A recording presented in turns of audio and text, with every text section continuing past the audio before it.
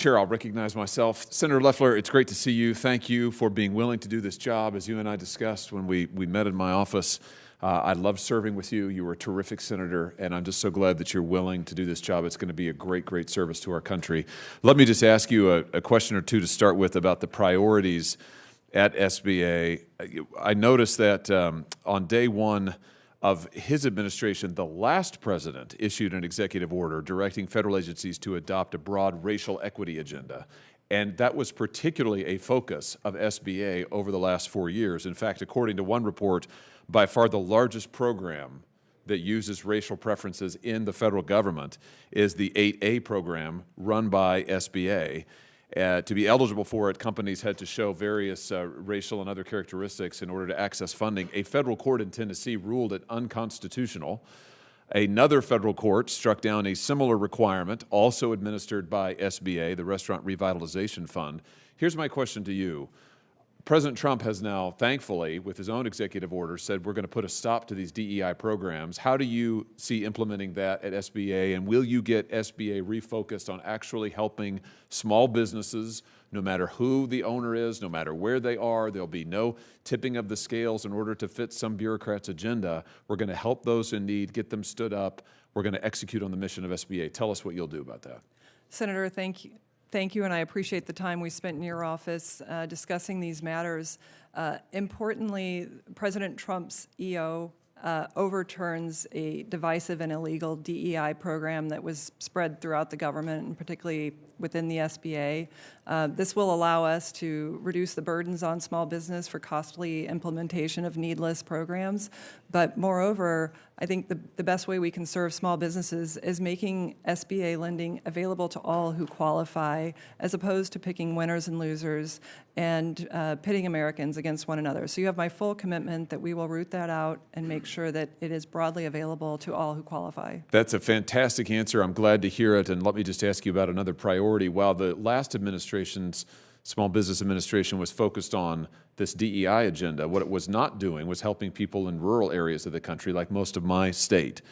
In FY24, just to take one example, SBA made 103,000 loans. Only 12,000 of those went to rural businesses.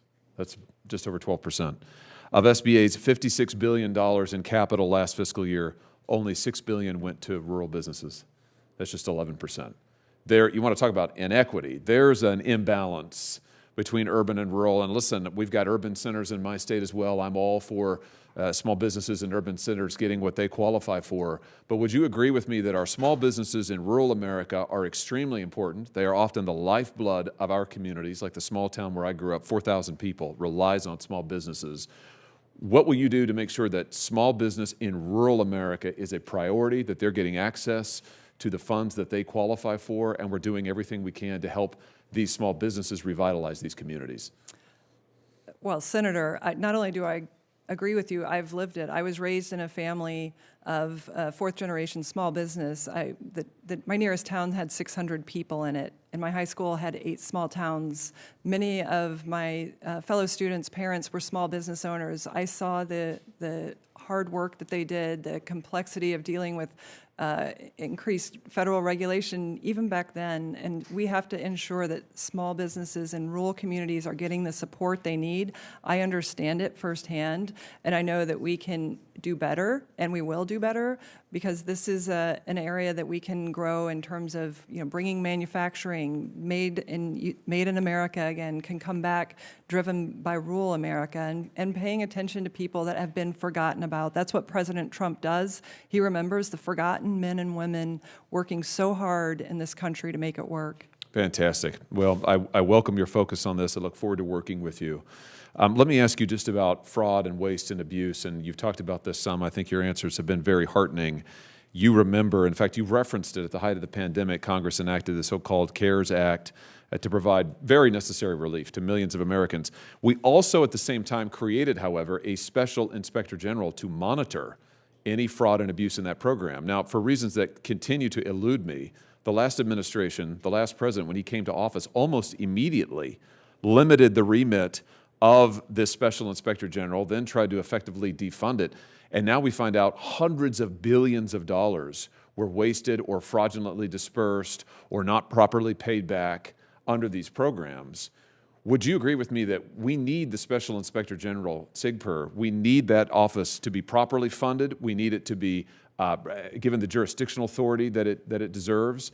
Senator Ernst has a bill to make sure that SIGPER gets that jurisdictional authority. Would you support that? And can you talk to us about the need to be rooting out fraud and abuse and corruption?